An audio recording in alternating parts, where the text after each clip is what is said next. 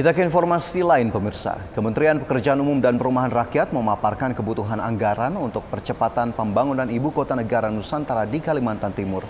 Menteri PUPR bahkan telah mengirim surat ke Kementerian Keuangan meminta tambahan dana pembangunan IKN sebesar 12,7 triliun rupiah. Percepatan pembangunan kawasan Ibu Kota Negara Nusantara di Kalimantan Timur terus dipercepat. Kementerian Pekerjaan Umum dan Perumahan Rakyat atau PUPR pun telah meminta dukungan anggaran dana sebesar 12,7 triliun rupiah ke Kementerian Keuangan. Menteri PUPR Basuki Hadi Mulyono menegaskan dana yang diperkirakan mencapai 12,7 triliun rupiah tersebut akan dipakai untuk pembangunan infrastruktur jalan hingga pembangunan hunian aparatur sipil negara atau ASN, TNI dan juga Polri.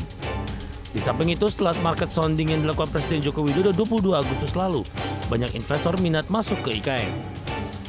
Kementerian PUPR diminta melakukan percepatan pembangunan tidak hanya di kawasan inti pusat pemerintahan atau KIPP 1A, namun juga kawasan 1B dan 1C.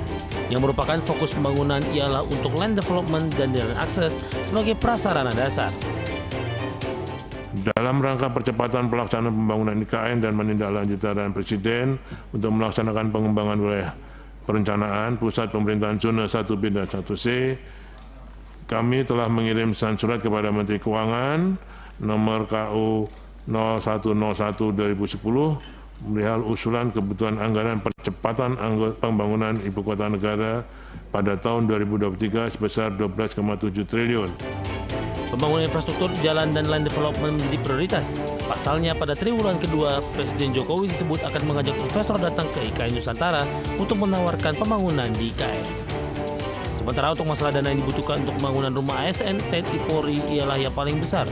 Jumlahnya mencapai 9,4 triliun rupiah. Di Jakarta, Tim Liputan Adix Channel.